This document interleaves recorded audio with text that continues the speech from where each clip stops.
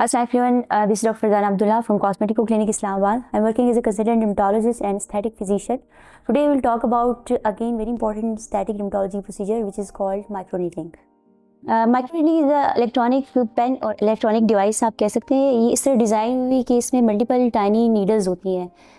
वो at a time आपके जिल्द के अंदर जाती है और वहाँ पे माइक्रो इंजरी और मैकेनिकल ट्रॉमा इंड्यूस करती हैं, जिसकी वजह से आपको बेनिफिशियल इफ़ेक्ट्स मिलते हैं. बेनिफिशियल ये इस तरह है कि जब ये मैकेनिकल ट्रॉमा और माइक्रो इंजरी करती है तो वहाँ पे वो डिफरेंट किस्म के ग्रोथ फैक्टर्स रिलीज़ कराती है, जो कि आपकी कोलेजन इलास्टिन को जो है इंड्यूस कराता है.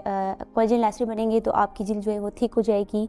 ओवर लाइन जो फाइन लाइन और रिंकल्स हैं वो बिल्कुल सेट हो जाएंगे. और इसके अलावा आपकी जो एक्नी है, पोस्ट एक्नी स्कारिंग है, अनइवन स्किन टोन और हेयर ग्रोथ को भी, हेयर फॉल को भी स्टॉप करती है और हेयर ग्रोथ को भी इंड्यूस कराती है.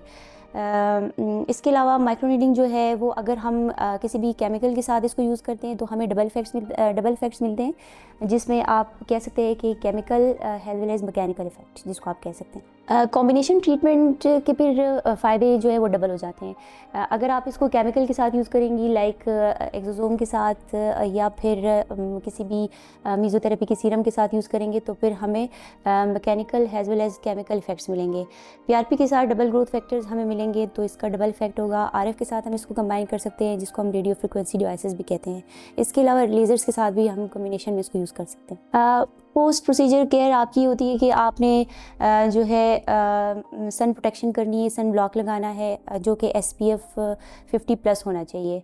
जब आप बाहर निकलेंगी उससे आधे घंटे पहले आपने अप्लाई करना है, और अगर आपने 3 घंटे ज़्यादा बाहर रहना है तो आपने दोबारा उसको अप्लाई करना है. मॉइस्चराइज़र लगाने हैं क्योंकि इस प्रोसीजर के बाद बहुत ज़्यादा ड्राइनेस होती है.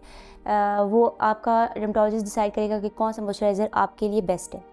वो आपने 2 to 3 टाइम्स लगाना है. और इसके अलावा अगर बहुत ज़्यादा रेडनेस होती है और ज़्यादा आपको बर्निंग टाइप की जो है वो सिचुएशन फ़ील होती है तो फिर हम माइल्ड टॉपिकल स्टेरॉइड के साथ साथ टॉपिकल एंटीबायोटिक भी देते हैं. साइड इफ़ेक्ट इसके देखा जाए तो इतने ज़्यादा नहीं है. माइल्ड सी आपको जो है पेन होती है उस टाइम. कुछ प्रोसीजर्स में हम नमिंग क्रीम लगाते हैं और कुछ प्रोसीजर में हम नहीं लगाते. स्पेशली अगर हम माइक्रोनीडिंग को कंबाइन करते हैं विद द केमिकल्स के साथ, लाइक अगर हम इसको एक्सोसोम के साथ या फिर different type of serum, meso के सीरम के साथ कंबाइन करेंगे तो फिर हम नमिंग क्रीम नहीं लगाएंगे, क्योंकि नमिंग क्रीम जो है वो वेजो कंस्ट्रिक्शन करती है और आपकी इन तमाम केमिकल्स की एब्जॉर्प्शन को जो है रोक देती है. तो इस सूरत में आपको थोड़ी बहुत पेन होगी, अदरवाइज़ इतनी ज़्यादा पेन नहीं होती.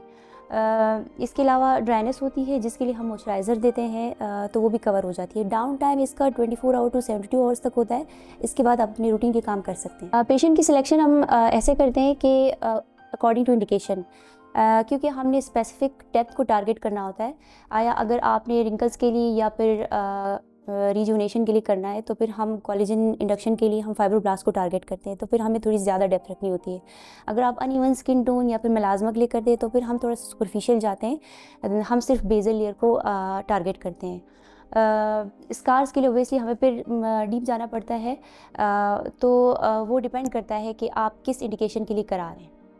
होम बेस्ड और क्लिनिक बेस्ड माइक्रोनीडिंग में ये फ़र्क है कि होम बेस्ड हम रिकमेंड करते ही नहीं है, क्योंकि आपको माइक्रोनीडिंग की जो लेमैन होता है उसको इतनी नॉलेज नहीं होती है कि ये हम जिस मकसद के लिए यूज़ कर रहे हैं तो हमें किस स्पेसिफिक टारगेट को जो है हिट करना होता है.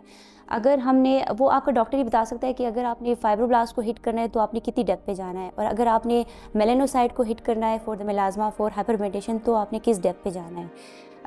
दूसरा ये कि आप डेप्थ का अंदाज़ा नहीं लगा सकती, आपको नॉलेज नहीं है, और जो आपके पोस्ट ट्रीटमेंट थोड़ी बहुत कॉम्प्लिकेशंस है वो भी आप घर में जो है उसको ट्रीट नहीं कर सकते. तो बेस्ट यही है कि आप क्लिनिक बेस्ड ये प्रोसीजर है तो अपने डर्मेटोलॉजिस्ट से ही करवाएं.